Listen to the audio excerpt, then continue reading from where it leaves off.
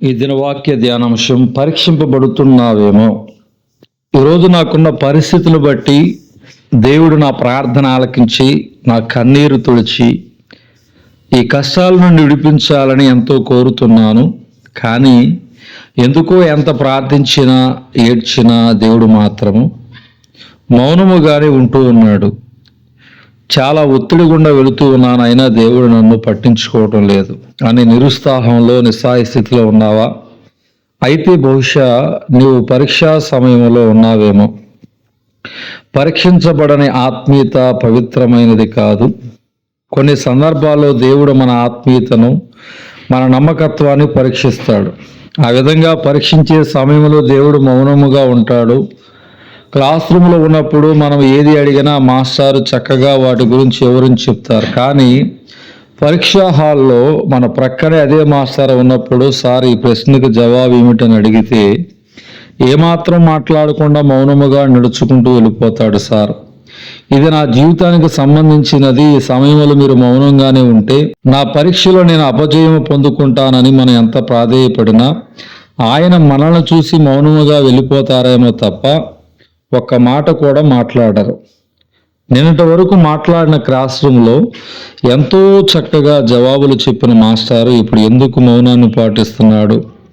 కారణము, మనము ఉన్నది పరీక్షా సమయంలో. అదేవిధంగా దేవుడు కూడా మనము పరీక్షింపబడుతున్న సమయంలో మౌనము వహిస్తాడు. కానీ అది కొంతకాలం మాత్రమే.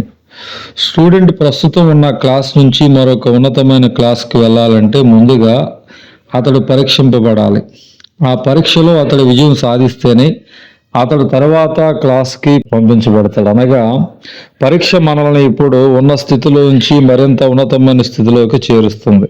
ఏసేపు ఒక ఇంట్లో పనిచేస్తున్న సమయంలో పరీక్షింపబడినప్పుడు, ఆ పరీక్షలో పాస్ అయినప్పుడు ఐగుప్తు దేశానికి ప్రధానమంత్రి అయ్యాడు. ఆ పరీక్షా సమయంలో తాను తప్పు చేయకపోయినప్పటికీ చెరసాలలో వేయబడ్డాడు. అయినా సరే ఆ సమయంలో యేసేపు దేవుని విడిచిపెట్టలేదు, దేవునికి దూరం కాలేదు. సేవలో బలంగా వాడబడాలని, ఉన్నతమైన స్థితికి చేరాలని, అనేకులకు ఆశీర్వాదకరంగా ఉండాలని ఆశిస్తున్నావా? అయితే నువ్వు పరీక్షింపబడాలి. పరీక్షించబడకుండా ఉన్నతమైన స్థితికి చేరటం సాధ్యం కాదు. ఈరోజు నీకున్న కష్టం, సమస్య, అనారోగ్యం, ఆర్థిక ఇబ్బంది ఇవన్నీ పరీక్షల్లో ఒక భాగమే. బహుశా నీవు పరీక్ష గుండా వెళుతున్నావేమో. ఇటువంటి పరీక్షా సమయంలో, అనుకూల వాతావరణంలో కూడా నువ్వు దేవుని విడిచిపెట్టకుండా ఆయన మీదనే ఆధారపడాలి. దేవుడు మనల్ని పరీక్షిస్తున్న వేళ మనము మన విశ్వాసాన్ని అమ్ముకోకుండా దేవుడిని నమ్ముకున్నట్లయితే ఆయన మనల్ని మన పరీక్షలో పాస్ చేసి ఉన్నతమైన స్థితికి నడిపిస్తాడు. యేసేపు, దావీదు, దానియేలు మరియు యేబు వీరందరి జీవితంలో అదే జరిగింది. అందరూ పరీక్షింపబడ్డారు. ఆ పరీక్షలో వారు పాస్ అయినప్పుడు ఉన్నతమైన స్థితిని పొందుకున్నారు. యేసేపు దాసుడిగా అమ్మబడ్డాడు. వారు సంకెళ్ల చేత అతని కాళ్ళు నొప్పించిరి. ఇనుము అతని ప్రాణమును బాధించెను. అతడు చెప్పిన సంగతి నెరవేరు వరకు యెహోవా వాక్కు అతని పరిశోధించుచుండెను. రాజు వర్తమానం పంపి అతను విడిపించెను. ప్రజల నీలిన వాడు అతను విడుదల చేశాను.